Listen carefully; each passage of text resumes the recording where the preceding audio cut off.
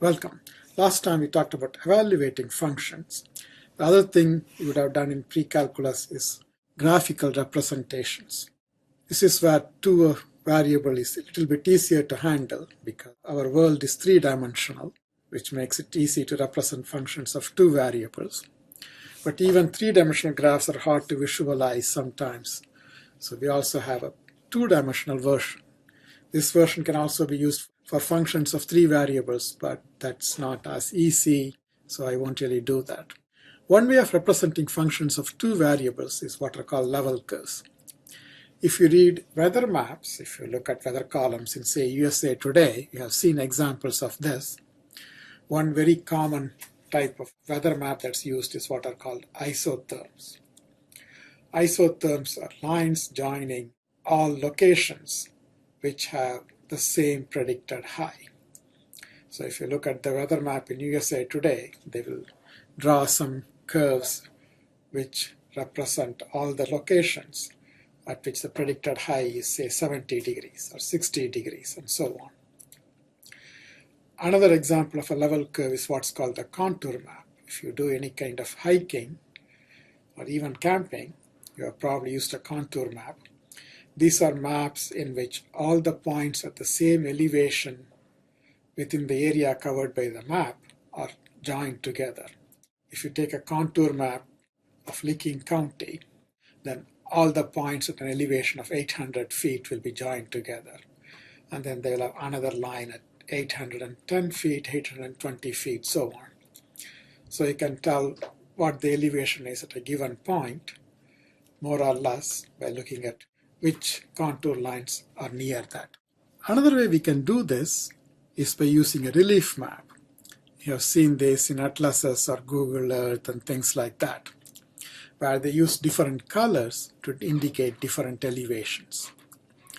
Or they have kind of a simulated 3D map drawn on the computer screen. For functions of two variables, we can do the same thing.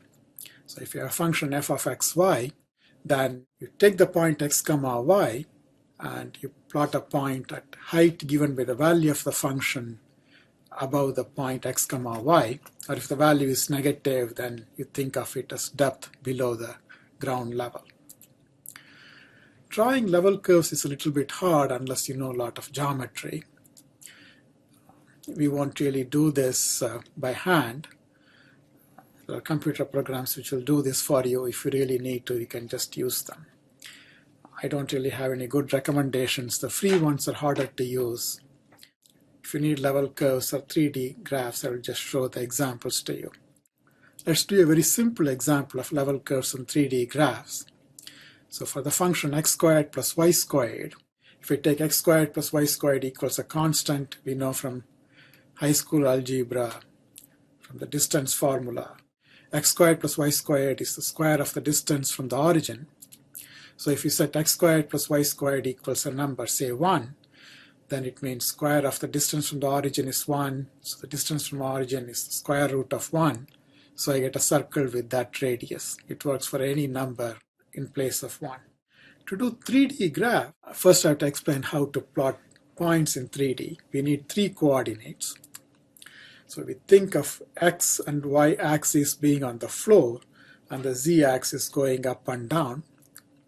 So if you give me 3 numbers, I go along the floor with the first 2 numbers as if it's a graph sheet drawn on the floor, and then use the third number to decide how far up or down I should go. So to plot negative 3, 2, 4, I first go 3 units in the negative direction along the x-axis.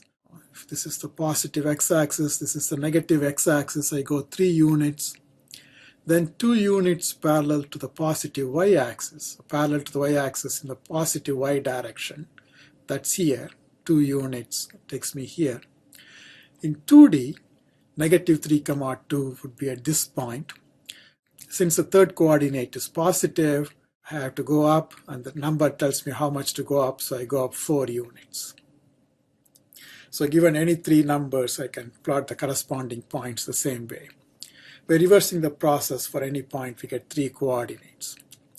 So to draw the graph of the function f of xy, for every pair of numbers x and y in the domain of f, I plot the point x, y, f of xy.